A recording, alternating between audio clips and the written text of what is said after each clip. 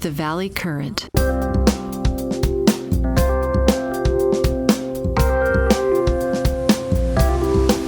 Imagine for a second that you're running the wealthiest, most technologically advanced superpower in human history. Okay, I'm picturing it. Right. And you're spending over $1 trillion every single year on defense. I mean, you outspend the next several countries combined. We got the best engineers, the biggest economy, the most advanced weapons, the whole 9 yards. Exactly. And then a regional conflict kicks off, you get involved. And in the space of just 4 days, I mean, literally 96 hours, you suddenly realize you have completely wiped out 18 months of your own missile production. Just gone. Gone. Vaporized in the sky. I mean, how is that mathematically possible? It feels like someone, misplaced a decimal point on a spreadsheet, doesn't it? It really does. But that is the incredibly stark, just unforgiving reality of modern warfare. It's an arithmetic problem that our current system simply wasn't designed to solve. I am still trying to wrap my head around that. 4 days of fighting erases a year and a half of manufacturing. That statistic alone is it's enough to send a chill down your spine. Oh, absolutely. So today's deep dive is centered on figuring out how we got to that point and, what it means for the next few years. We're pulling from this heavily researched geopolitical report dated August 16th, 2026. Put together by Jack Russo and his team at Computer Law Group LLP. Right, exactly. It's titled The Arsenal Question, Is the United States Now Vulnerable? And our mission today is to basically audit the books. We need to look at the aftermath of the 2026 Iran war, what the military called Operation Epic Fury. Yeah, to understand exactly what was spent, what we had already given to Ukraine, and whether this very specific, measurable window of vulnerability stretching from 2026 to 2032 could, accidentally trigger something much, much worse. It's a sobering document, to say the least. Yeah. Because at its core, global deterrence, the thing that keeps the peace, right? The thing that keeps the shipping lanes open and the global economy hunting. Right. It's really just a mix of arithmetic and psychology. Yeah. If your adversary does the arithmetic and realizes your magazines are empty, their psychology shifts dramatically. The unthinkable suddenly becomes a calculated risk. Exactly. And I want to pause right there for you, listening to this. You might be sitting in traffic right now or, at your desk thinking, military logistics, production pipelines, how does this impact my daily life? It's easy to tune out. It is, but stick with us, because we are going to connect the dots today. By the end of this deep dive, you will see how something as mundane as the number of specialized baking ovens in a factory in the Midwest is directly physically tied to whether your internet works. Or whether you can buy a new phone. Yeah, and whether the entire world order holds together. So let's start with the ledger. Let's look at what Operation Epic Fury actually consumed back in February 2026. That ledger is really the foundation of this entire crisis. When Operation Epic Fury began on February 28th, it instantly became the heaviest, most intense air defense engagement in American history. Wow. In history? In history. It wasn't just a few skirmishes. We were talking about a massive coordinated barrage. The numbers in the report are just mind-boggling. I mean, in the first 4 days, U.S. Patriot batteries that were defending Gulf bases and regional allies fired an estimated 943 Patriot PASI-3 interceptors. And they were trying to knock down a wave of over 2,000 Iranian drones and 500 ballistic missiles. Right, and we need to really slow down and understand what a Patriot PASI-3 interceptor actually is, because they aren't bullets. No, not at all. You don't just stamp them out on a press. A PASI-3 is this incredibly sophisticated, highly maneuverable kinetic kill vehicle. A kinetic kill vehicle, meaning it physically rams the target? Exactly. It has its own active radar seeker right in the nose. It maneuvers using dozens of tiny solid rocket motors that precisely fire in midair just to slam into an incoming supersonic ballistic missile. That's insane. It's literally a flying supercomputer strapped to a very specific, highly volatile rocket engine. Which perfectly explains why you can't just print them overnight. You mentioned that 943 number. That is the equivalent of 18 months of continuous maximum capacity production from Lockheed Martin. And we burned through it over a long weekend. A long weekend. It's hard to process. And the overall impact on the stockpile is staggering. The report cites open source estimates from the Center for Strategic and International Studies, CSIS, indicating that roughly 65% of the estimated 2,330 pre-war Patriot stocks are just gone. Nearly 2/3 of the entire inventory vanished in a flash. Okay, so that's the defensive side. What about the offense? What were we shooting back? Well, the Navy expended 535 Tomahawk cruise missiles in just the first 16 days. And just to clarify for everyone listening, the Tomahawk is the classic long-range subsonic cruise missile, right? The ones they launch from destroyers and submarines that kind of hug the terrain. Yes, exactly. They've been the absolute backbone of U.S. long-range strike capability since the Gulf War. But here's the catch. There's always a catch. The U.S. was producing fewer than 100 of those a year on average between 2015 and 2026. Wait, fewer than 100 a year? So 535 fired in just over 2 weeks means we shut off roughly 6 years' worth of production. You got it. And it didn't stop there. By the time of the April ceasefire, Tomahawk expenditures topped 1,000. 1,000. Yeah. Nearly half of the entire global inventory of Tomahawks was spent by August. And then you look at the newer systems, like the PRSMs, the precision strike missiles. Oh, right. The report mentions those too. Reuters and CBS reported that virtually all of them have been expended, around 95% or more. And we didn't even have that many to begin with, did we? Maybe 90 rounds? It was a very new system, just beginning to enter the inventory. But they were desperately needed, so they were used. Which brings us to perhaps the most fascinating and, frankly, terrifying dispute in the entire report. Oh, the TARD interceptor. Yes, the TOT interceptor. Okay, yes. Terminal High Altitude Area Defense. Let's actually define this first for the listeners. How is a THAAD different from a Patriot? Think of it in terms of layers. The Patriot system is designed to protect a relatively small area, a specific airbase, or a city. It intercepts targets in the lower atmosphere. THAAD is designed to intercept short, medium, and intermediate range ballistic missiles in their terminal phase, meaning right as they are coming down, but at a much, much higher altitude. Right outside the atmosphere. Often just outside or right on the edge of the atmosphere, yeah. It protects a significantly wider area. So if the Patriot is like the bouncer standing right at the front door of the club, catching things as they try to get in, THAAD is more like the security guard patrolling the whole parking lot, trying to stop trouble before it even gets close to the building. That is a perfect way to look at it. And because THAAD has to fly higher and faster, it is significantly more complex, way more expensive, and much harder to build. Which makes this public dispute about the numbers so wild.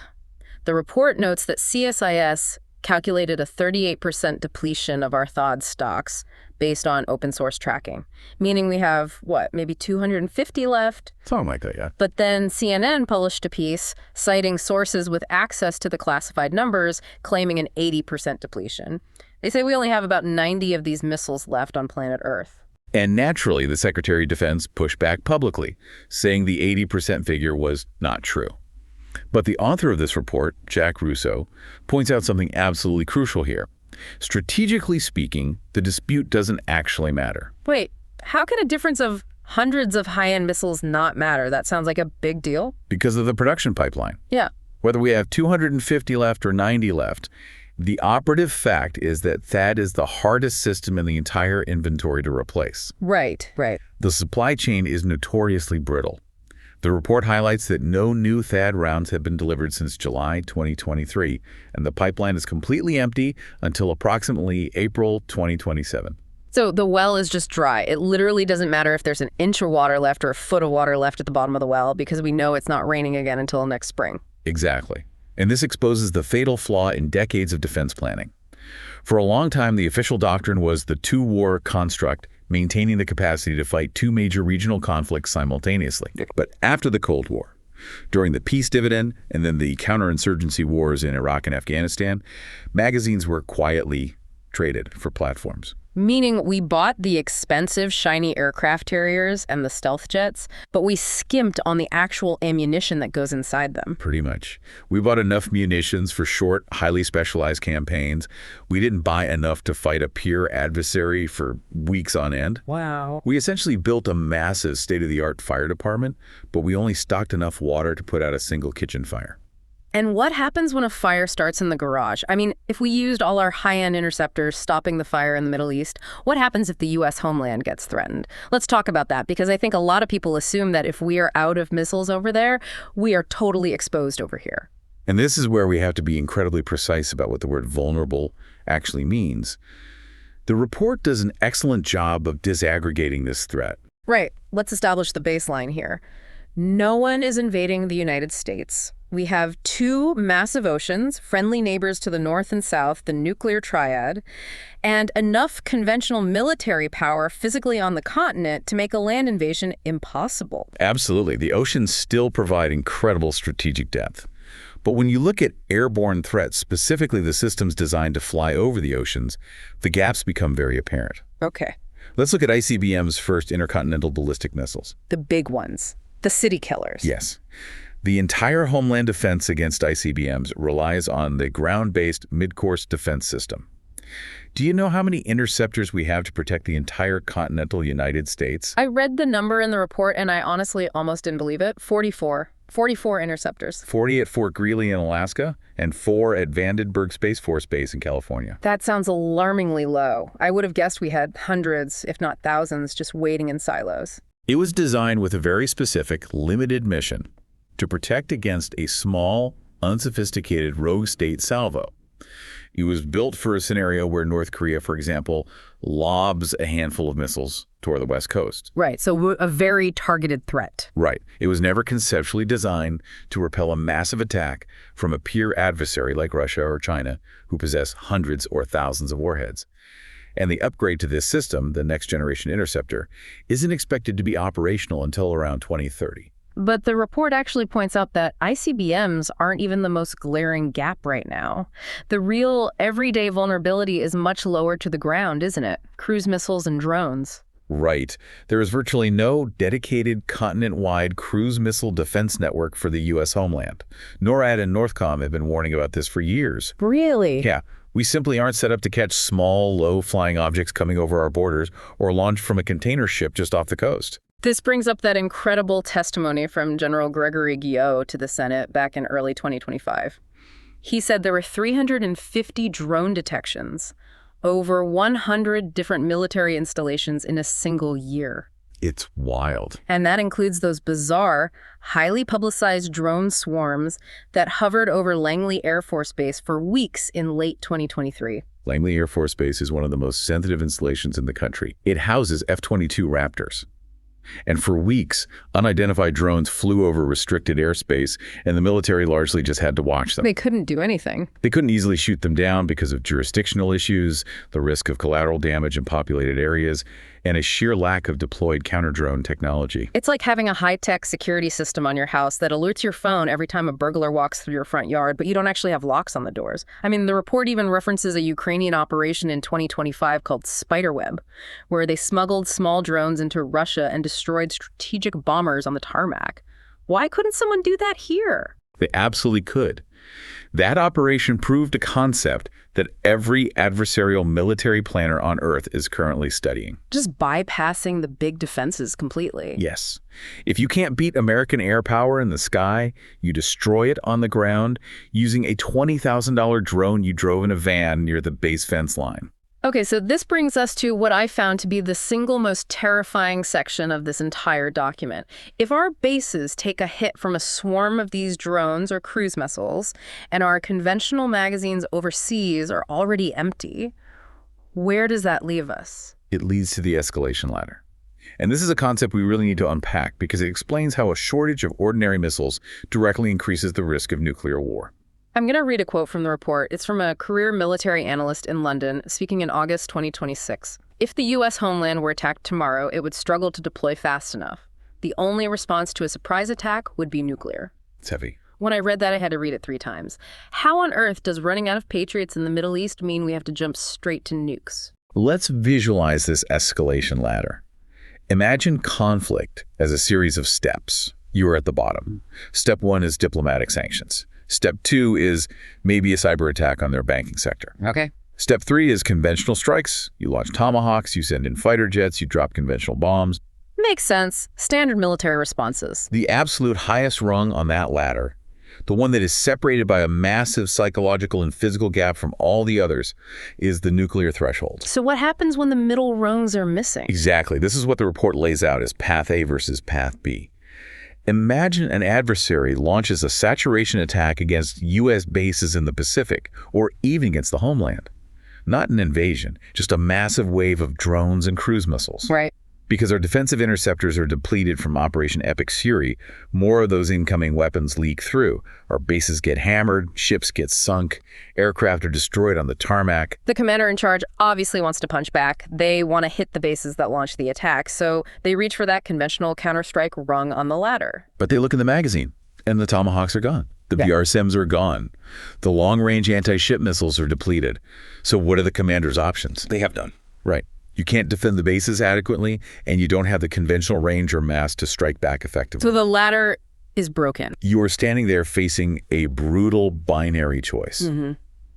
Do you accept conventional defeat? Do you just absorb the massive casualties, lose the territory, and watch the American-led alliance system collapse? Or you look up at the only rung left. You climb the only rung you have left, the nuclear threshold. Because if a superpower is facing a devastating conventional defeat and has no conventional means to reverse it, the pressure to use tactical nuclear weapons to stop the assault becomes immense. That is path B. That is just, it's chilling. It's like a police officer responding to a bank robbery and they realize they forgot their taser, they forgot their pepper spray, and they don't have a radio to call for backup. All they have is a bazooka. If the robbers start shooting, the officer is forced to use the bazooka, blowing up the whole block because it's literally the only tool they have left. That is a phenomenal analogy. When the conventional option is gone, the extreme option becomes the default. This is why the author of this report argues that rebuilding these conventional stockpiles isn't just a logistics exercise for procurement nerds. It's much bigger than that. It is fundamentally a form of nuclear risk reduction. I'd never thought about it that way. If you don't want a nuclear war, you have to buy enough conventional missiles so that the president never feels backed into that corner. Exactly. Path A is what happens if we rebuild our magazines in time. We restore conventional deterrence. We keep the nuclear threshold incredibly high, and the window of vulnerability closes safely. Which transitions perfectly into the next major problem the report highlights, the second war problem. Because a vulnerability isn't just about someone attacking the United States directly, it's about what adversaries might do to our allies while they know we are busy reloading our magazines. The report is very explicit on this point. The true strategic cost of the Iran war Epic Fury is not the material cost of the war itself. The true cost is what it means for the second contingency. Right, because if I'm a rival nation with territorial ambitions and I see the global sheriff just emptied his revolver dealing with a bar fight in the Middle East, and I know it takes him 3 years to buy more bullets, I am looking at my watch. Oh, absolutely. They are doing the math. The report breaks this multi-theater stress test down geographically.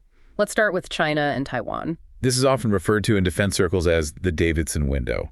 Admiral Phil Davidson testified a few years ago that China's military had been directed to be ready for a potential amphibious assault on Taiwan by the year 2027. And the report is careful to clarify that a readiness window isn't a guaranteed schedule for an invasion. It just means they want the capability by then. But the problem is that 2027 window lines up perfectly with the deepest part of our current munitions trough. CSIS has run extensive war games on a hypothetical Taiwan conflict.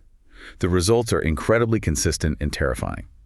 In most scenarios, the U.S. military would consume over 5,000 long-range missiles in just the first 3 weeks. And specifically, they talk about the LRASM, the long-range anti-ship missile. Yes. The LRASM is arguably the most important weapon for a Pacific conflict. It's a stealthy, highly intelligent missile designed specifically to sink major warships. But what's the problem? The problem, our estimated inventory was maybe 450 to 500 of them. In the war games, that entire stockpile is completely exhausted in 3 to 7 days. 3 to 7 days. We run out of our best ship killer weapon in a week against the largest navy in the world by hull count. And once you run out of long-range standoff weapons, what do you have to do? You have to fly your planes closer, you have to sail your ships closer. Putting everyone at risk? Exactly. You expose your pilots and your sailors to immense risk using shorter range, less capable weapons. And remember, because of Epic Fury, our overall offensive inventory is already massively depleted, and much of what remains is physically positioned in the wrong hemisphere. Then you look at the second theater, Russia and the Baltics. And the statistics in this report completely upend the popular narrative. I think a lot of people assume the Russian military is just ground to dust after years in Ukraine. Right, that's a common misconception. But the report quotes General Kamoli, the Supreme Allied Commander in Europe, testifying in 2025.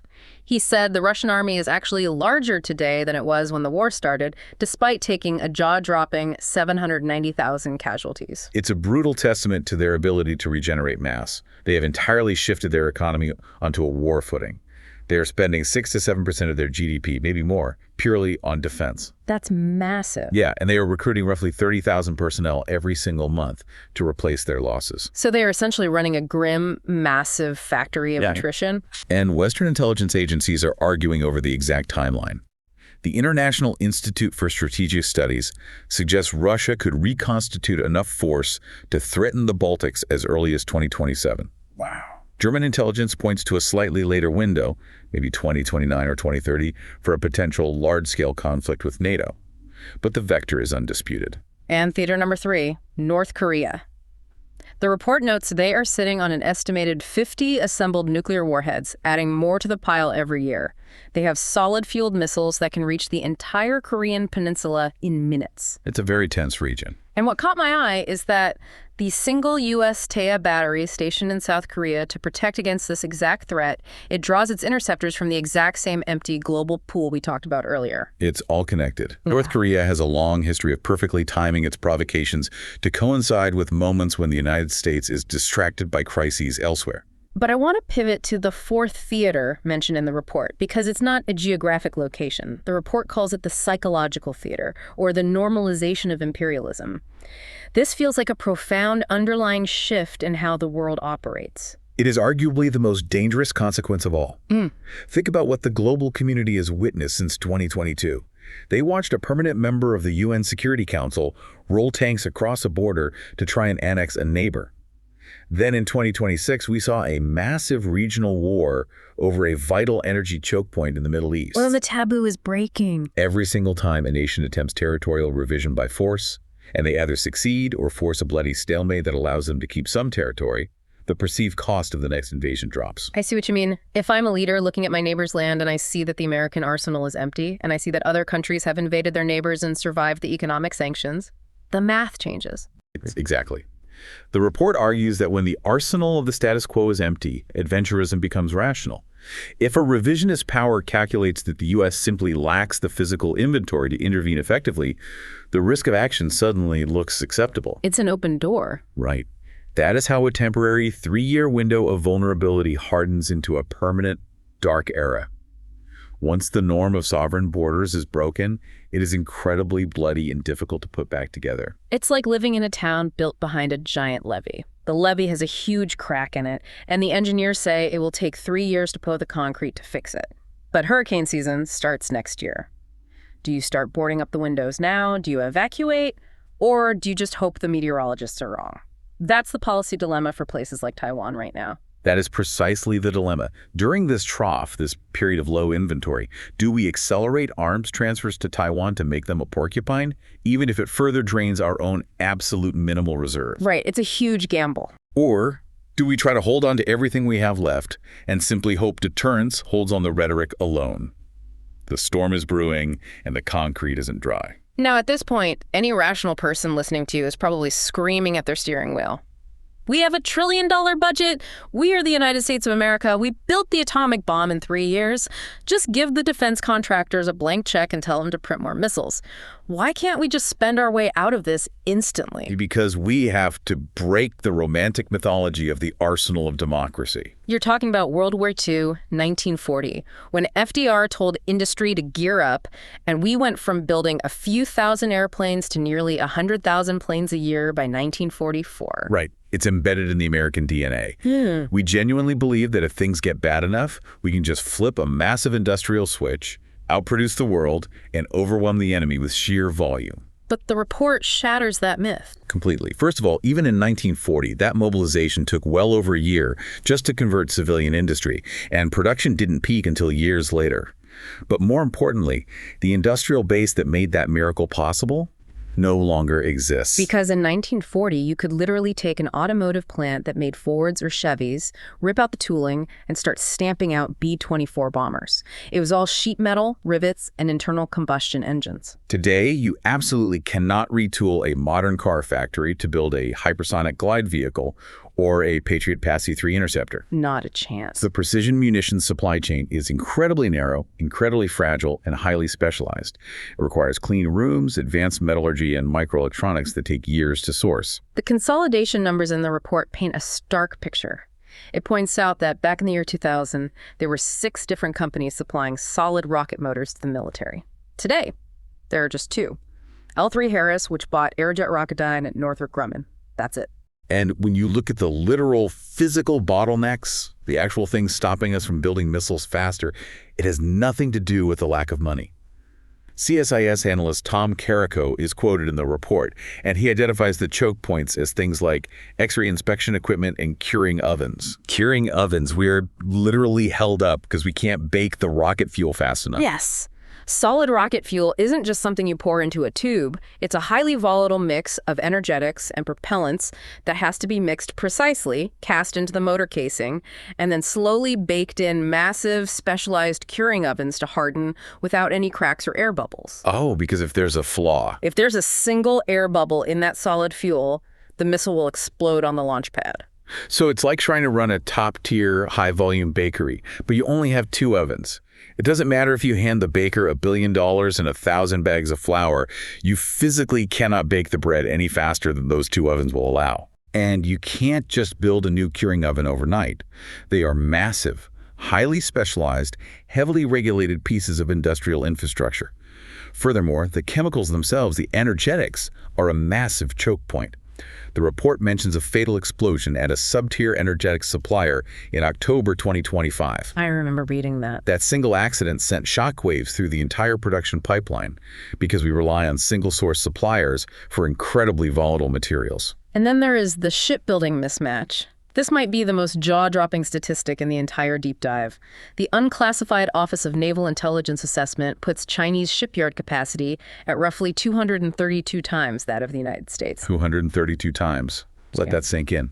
China essentially holds nearly half of all global shipbuilding capacity within its borders. How does that even happen? It's a combination of massive state subsidies, a thriving commercial shipbuilding industry that dual uses its dry docks for military vessels, and a relentless focus on heavy industry. Meanwhile, the U.S. shipbuilding industry consolidated, commercial shipbuilding largely moved overseas, and we are left with a handful of yards struggling to hire enough welders to keep up with basic maintenance, let alone a wartime surge. It's like trying to race a massive automated Ferrari factory when you only have one guy carving soapbox derby cars in his garage. We will never, ever win a straightforward boat building race. We cannot outhole them. Which brings up a fundamental tension in defense economics that the report highlights in its plain terms questions. In peacetime, it is incredibly inefficient to maintain massive empty factories, giant unused dry docks, and an idle workforce just in case a war breaks out. Right. Businesses don't want to do that. The free market hates inefficiency, so it consolidates. But in wartime, that efficiency becomes a fatal vulnerability. So the question is, does the government need to step in during peacetime and directly subsidize excess capacity? Basically, pay the baker to build 5 extra ovens and just keep them warm as an insurance policy. That is the exact debate happening in the Pentagon right now. But building those ovens takes time we currently don't have. Okay, so if American capacity is physically capped by curing ovens and a lack of shipyards, what about our allies? What about Europe? We aren't in this alone, are we? This brings us to what the report calls alliance arithmetic. And the author gets quite pointed about the reality of burden sharing. And rightfully so. The report quotes a correspondent from Laos who expresses absolute disbelief. They ask how a superpower spending $1.5 trillion can run dry in a few weeks against a medium power like Iran. But the sharper critique is aimed squarely at Europe. Oh, absolutely. The European Union is a combined $28 trillion economy. They have 500 million people.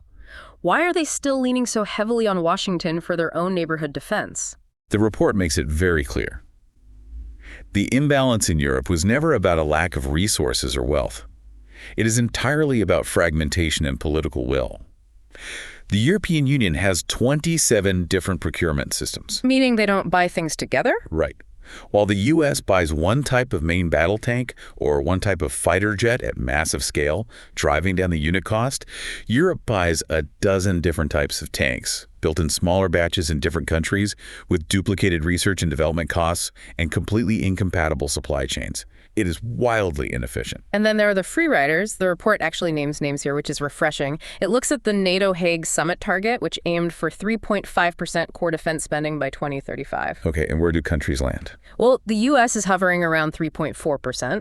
Poland, sitting right on the frontier, is leading the pack at roughly 4.7%. They get it. But then you look at Spain. Spain is sitting at roughly 1.24% of GDP, and they were actively securing exemptions from the higher targets, with their prime minister calling the goals disproportionate.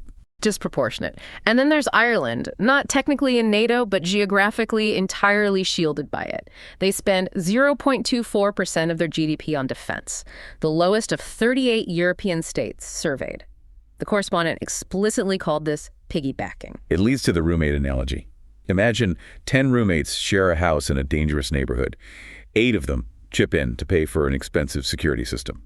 The other 2 refuse, saying they don't believe in burglars, but they sleep just as soundly behind the locked doors as everyone else. At what point do the 8 roommates say, hey, either pay up or we're changing the locks and you're sleeping on the porch? For 4 decades, institutional inertia allowed Europe to avoid that conversation.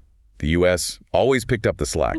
The report suggests that only the credible imminent threat of American withdrawal or the sheer mathematical inability of America to protect them due to depleted magazines has finally begun to force Europe to wake up and rearm. But amidst all this gloom regarding the defense industrial base and alliance politics, the report pivots to something incredibly optimistic. It calls it the most strategically instructive military of the 2020s. And it's not the U.S., it's not China, and it's not Russia, it's Ukraine. Yes, the Ukraine counter lesson. This is the asymmetric warfare revelation that completely changes the math on everything we've just discussed about curing ovens and shipyards. Let's dive deep into this. Ukraine is a country with a GDP of around $225 billion, a fraction of the U.S. defense budget. Yet they managed to effectively defeat the Russian Black Sea Fleet. How is that physically possible without a traditional navy? They use systems like the Magura V5 sea drones. These are essentially sleek, unmanned speedboats packed with explosives, piloted remotely via satellite link. They cost roughly $250,000 a piece to build. $250,000. In military terms, that's pocket change. Exactly. And using wolf packs of these cheap, semi-submersible drones, they hunted down and sank or crippled Russian warships, worth tens of millions of dollars each. They inflicted an estimated $500 million in naval losses and literally drove the Russian Navy out of its historic headquarters in Sevastopol. It's unbelievable. As the report notes, it is the first time in naval history that a fleet has been substantially defeated by a country that functionally does not have a navy. It all comes down to the cost exchange arithmetic. Right now, the math brutally favors the attacker. The report highlights this dynamic with drones. Iran or Russia can build a Shahed attack drone for maybe $20,000 to $30,000. But to shoot it down reliably, the U.S. is forced to fire a Patriot or a SM-6 interceptor that costs $4 million.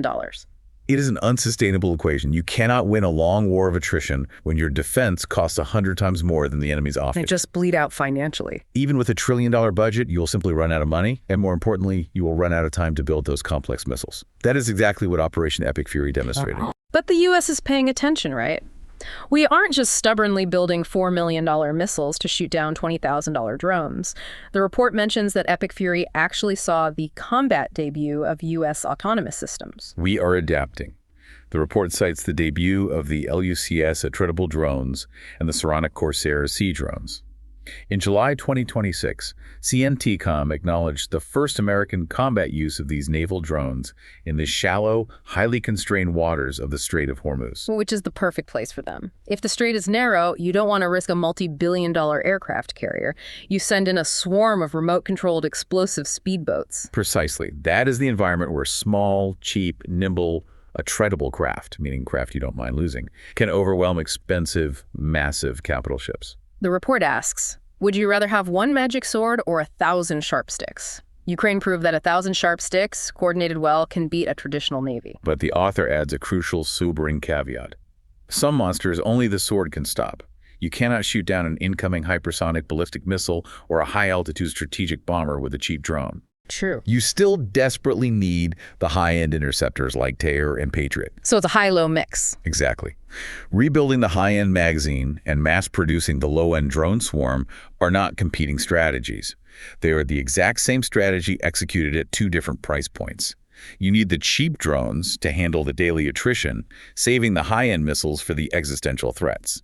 Okay, so we've mapped out the massive depleted magazines, the homeland vulnerabilities regarding cruise missiles, the terrifying escalation ladder to nuclear options, the physical bottlenecks of curing ovens and shipyards, and the asymmetric lessons from Ukraine. Pulling all these massive threads together, what does the timeline actually look like? What are the next 6 years going to look like for the person listening to this? The report lays out a very specific timeline for this window of vulnerability, spanning from 2026 to roughly 2032. In 2027, the first new THAAD interceptors finally began arriving to replenish the empty pipeline. But remember, 2027 is also the year the Davidson window for a potential Taiwan conflict opens. So the risk peaks just as the first new supplies trickle in. Then we move to 2028. This is when the report estimates the production surge to the new ovens, the expanded factories finally begins delivering at true scale. We also hit benchmarks for field and counter drone technology at homeland bases. By 2029, the massive munitions orders placed back in the panic of early 2027 finally arrive in the inventory.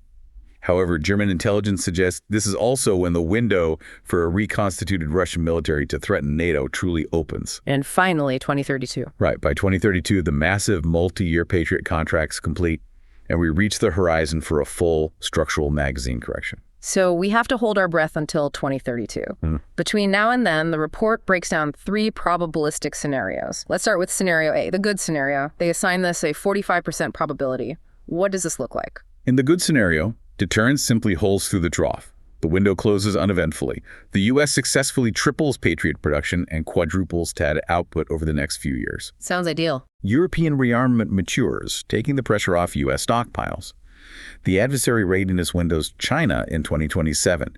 Russia in 2029 open and close without a trigger. Why wouldn't they attack if they know we are weak? Because the nuclear deterrent remains absolute, and the visible, aggressive acceleration of U.S. and allied production convinces adversaries that a war would still be too costly and long. It's the most likely outcome, 45%, but 45% is not a majority.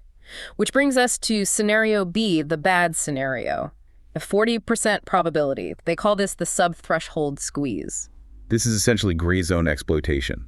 Our adversaries read the exact same magazine audits we are discussing today. They know we are critically low on interceptors, so they probe just below the threshold of open war. What does that look like for the listener? How does a sub-threshold squeeze affect them? It looks like Baltic hybrid operations jamming GPS signals so civilian flights have to be grounded. It looks like accidental undersea cable sabotage, where suddenly internet traffic and financial transactions between Europe and the U.S. slow to a crawl. Messing with everyday life. Yeah, it looks like violent coercion against Philippine resupply missions in the South China Sea, or continuous drone harassment of U.S. diplomatic facilities. So they create incidents that are highly disruptive, maybe even deadly, but no single incident justifies the president saying, okay, that's it, we're going to war. Exactly. It's death by 1,000 paper cuts. You can't expend a scarce $4 million missile on a murky, deniable drone harassment incident. U.S. intelligence apparently already forecast this exact pattern of constant grinding pressure through 2029. It is the highest reward, lowest risk strategy for our rivals to degrade American influence without triggering a conventional war they might still lose. And then there is scenario C, the ugly scenario, a 15% probability, opportunistic peer war inside the window. This is the nightmare scenario that keeps planners awake at night. This is what must drive the urgency of the rebuild. In this scenario, China moves on Taiwan between 2027 and 2028. Our LRV anti-ship stocks are exhausted in days. Our Patriot and THAAD reserves are still incredibly low from epic fury. And while the bulk of American naval and air power is bogged down desperately trying to hold the line in the Pacific, Russia or North Korea see the ultimate opportunity. They move simultaneously. 3 theaters erupting, but we only have 1 theater's worth of munitions. And that forces the United States right back to that terrifying decision tree we discussed earlier, the escalation ladder.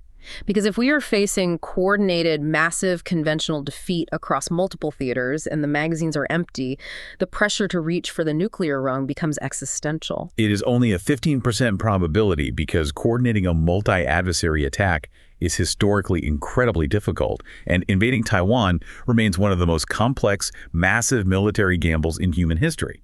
But the consequences of this scenario are so utterly catastrophic that it must dictate how quickly and how seriously we rebuild our industrial base today. So synthesizing all of this incredible, dense information, what is the ultimate bottom line of this report? What is Jack Russo trying to tell us? The bottom line is that the vulnerability is real, it is mathematically bounded, and it is timed. Precision beats alarmism. The United States is not out of weapons. It absolutely cannot be invaded. We still possess immense power. Right. But we are in a measurable, undeniable gap where we can finish the war we just fought, but we cannot safely start or absorb the next one. And the only way out is through. The report states clearly that arsenals emptied in 6 months take 6 years to refill. The surest way to guarantee the peace of 2032 is to spend the next few years relentlessly rebuilding, expanding production, and telling the absolute truth about the numbers so that we aren't relying on bluffs. Because what deterrence ultimately protects isn't just lines on a map or military bases. It protects the ordinary, generational continuity of everyday life. It protects the shipping lanes that bring goods to your store, the cables that power your internet, the stability that allows for economic planning. That is why getting this arithmetic right matters to every single person listening. Which brings us to one final, lingering thought from the report. It's the last of those plain terms questions, and I want you to really mull this over long after this deep dive ends. The fence protecting the free world has a visible hole in it for the next 3 years while a new one is being built. You can't hide the hole. Our adversaries can read the exact same CSIS tables we just discussed. So, what do you show and how do you act so that nobody thinks climbing through that hole is a good idea? That is the ultimate test of statecraft for the rest of this decade. Led by Jack Russo, Computer Law Group LLP is a bespoke business litigation and founder-friendly boutique law firm with offices and licensed attorneys in Silicon Valley, New York, and Tampa Bay. And you can reach Jack at computerlaw.com and his team at www.computerlaw.com, where the newsletter we referred to is published in detail and readily available, commitment-free with no paywalls or other charges.